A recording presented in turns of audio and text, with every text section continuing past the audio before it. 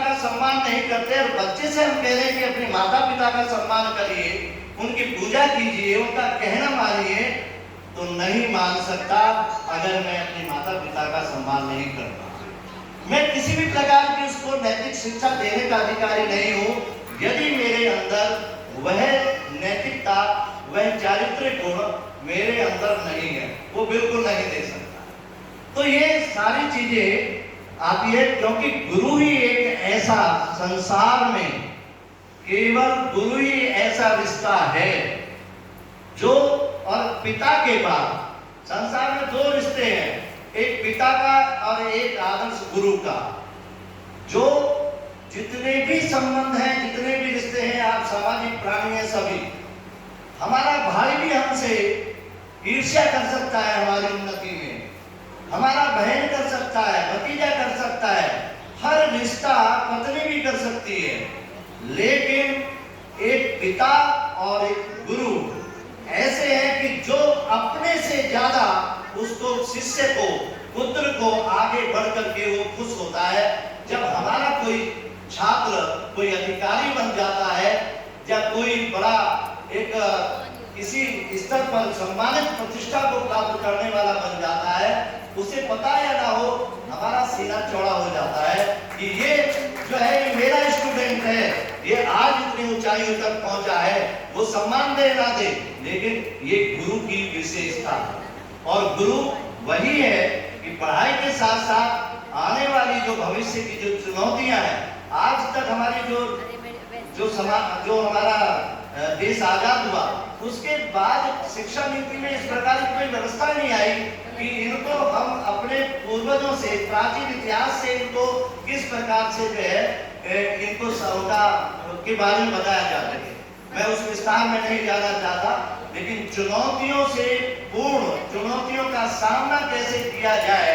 ये केवल गुरु बता सकता है। मैं एक अपनी घटना बता रहा हूँ कि मेरे गुरु डॉक्टर केसी जैन, जिनके उसमें मैंने स्नातक किया और पीएचडी भी उनके नेतृत्व में की, तो मेरी बीए में बहुत और भी कई घटना की, एक घटना बता रहा हूँ। मेरे बीए में नंबर कम आ गए, उस समय बैंक का भी वो भी नहीं था, तो मैंने कहा मैं पढ़ता ही नहीं, क्योंकि मैं तो डिग्री कॉलेज में जाना चाहता हूँ और मेरी तो ये डिग्री भी बिगड़ गई। तो मैंने उनके सामने कहा, तो उन्होंने कहा कि ये जो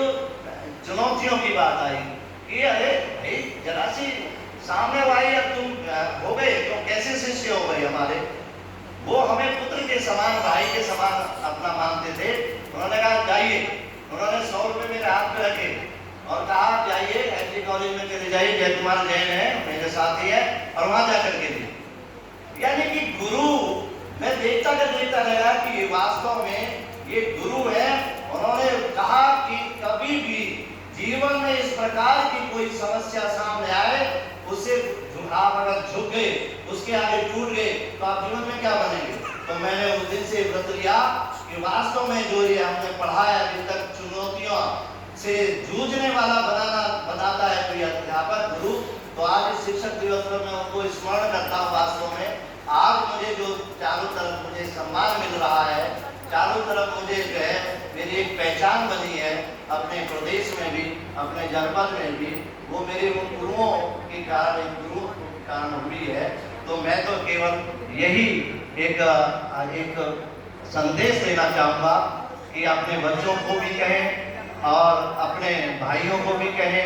जो आने वाली संतति है। और मेरा आपसे भी निवेदन है, मेरे सबसे सभी कनिष्ठ भी काफ़ी हैं, मेरे वरिष्ठ बैठे हैं, लेकिन जो मेरे युवा साथी हैं, हमेशा याद रखिए, एक संदेश मेरा ये है कि आप जिस भी क्षेत्र में हैं, आप ईमानदारी और समर्पण भाव से आप अपने कार्य को करेंगे और अपने माता पिता का अगर आप सम्मान करेंगे, क्योंकि जो भी मैं आज कुछ बना हूँ,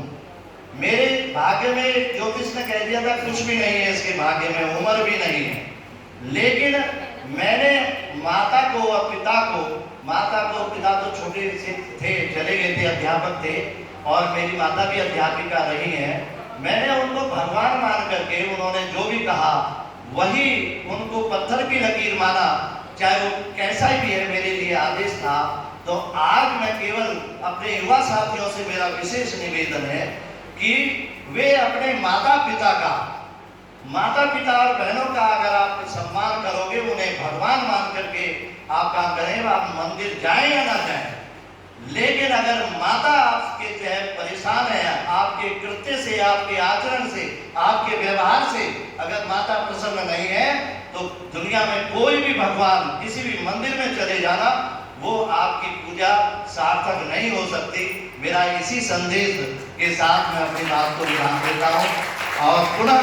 पूरे लायंस क्लब को और यहाँ पर उपस्थित सभी साथियों को मैं पुनः धन्यवाद देता हूँ कि मुझ जैसे एक साधारण अध्यापक को आपने इतना सम्मान दिया, उसका मैं बहुत बहुत आभारी हूँ, ऋणी हो गया हूँ और उसके लिए मैं आपको पुनः साधुवाद और धन्यवाद देता हूँ। ओम। कृपया कर जोरदार तालियों से आपका अभिनंदन करें। आपके मार्गदर्शन से